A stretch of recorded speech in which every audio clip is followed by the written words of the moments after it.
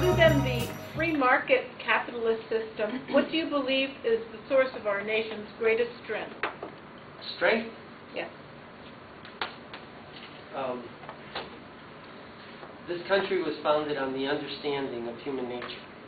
It was also founded on the construct of religion, and principally the Judeo-Christian religion, of the protection of our families, the protection of tradition. We've lost that. We're losing it. That is to say, we're losing these things, and I think it's important to come back to those things.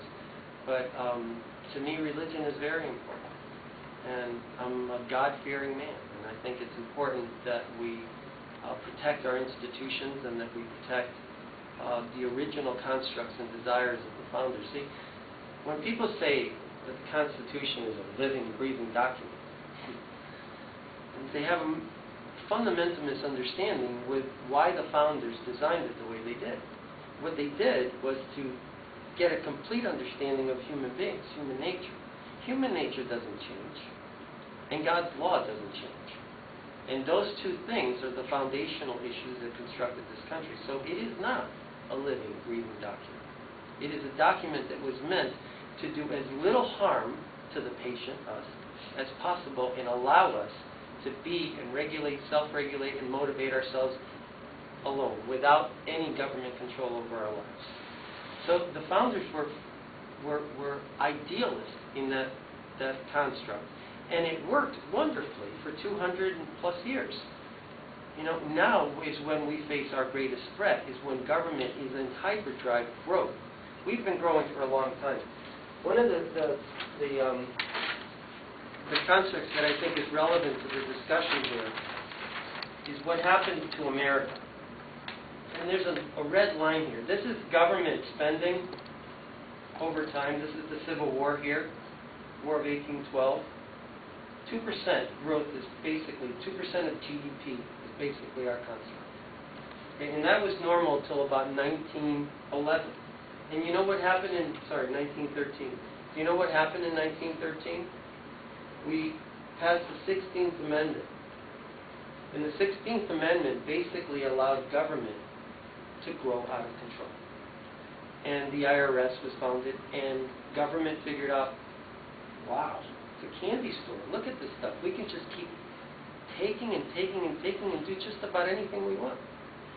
We need to take over our government, eliminate the candy store, shut down the candy store, and bring this ridiculous number, which is now at 28% of GDP. This is what our spending is. Unsustainable isn't the word. This is impossible. This is just absolutely impossible that we would take more than a quarter of the GDP out of the economy to grow government. This is essentially eating wealth. This is wealth destruction. We, free market types, people in the free market in the normal economy, create wealth. Government spends it, eats wealth, destroys wealth, never to be seen again. So, getting back to your original question, I would say that I'm way off topic, aren't I? But nonetheless, it's about those foundational principles that establish this country, and we should protect this.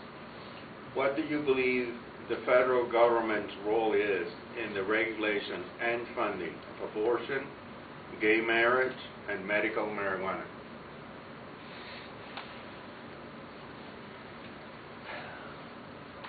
Government has no role in funding abortions. Gay marriage is not about gay rights. Gay marriage is about destabilizing an institution called marriage.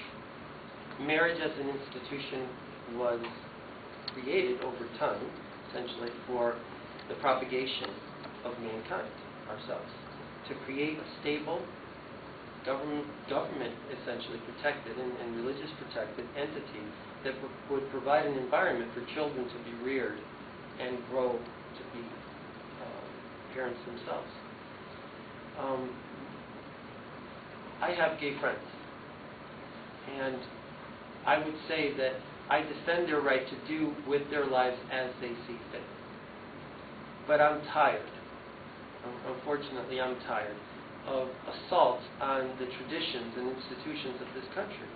And we must stand up and defend institutions. Edmund Burke believed that society is very much in tune with tradition. And when you lose control of tradition, you lose control of your society, of your culture, of your civilization. And he defended institutions in England, and England tended to be a more controlled country for a good long part of its history. And he related it to France, which went out of control and deregulated itself from morality.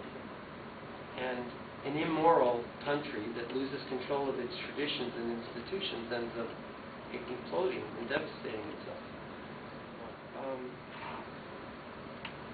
I don't smoke marijuana. I don't wish to ever smoke marijuana.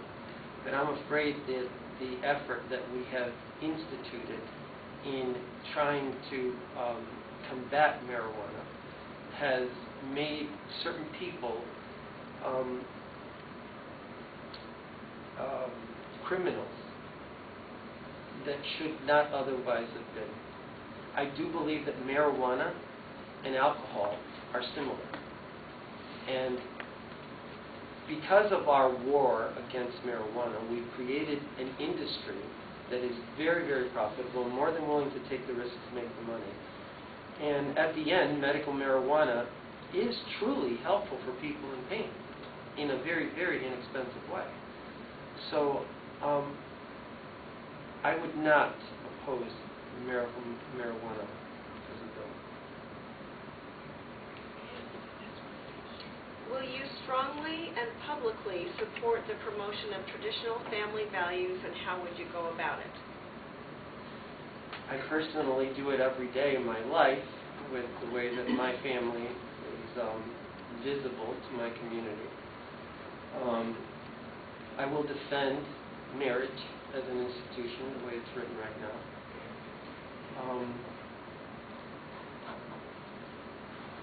So you would vote to defend the DOMA legislation that Bill Clinton signed into law, which Obama has promised to overturn. Yes.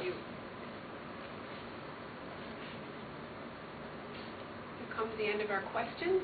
So soon. Thank you. The hour flew by. I'm the timekeeper here, and we've done the hour, and it did fly by, and thank you so much. I know that everyone here is enlightened and appreciates very much that you came. Thank you very much. It was my pleasure to come here, and by all means, ask as many questions as you want. I think it's imperative to the system that we do this, and all candidates should stand before you and answer these questions. And God willing, I said, something that made you consider supporting me. There's nothing that I would like better than to defend my country. Nothing.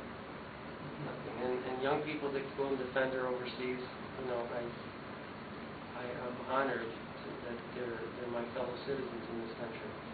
I would like nothing more to do it for you and for me and my family to make sure that this great country goes on in perpetuity forever. Thank you very much.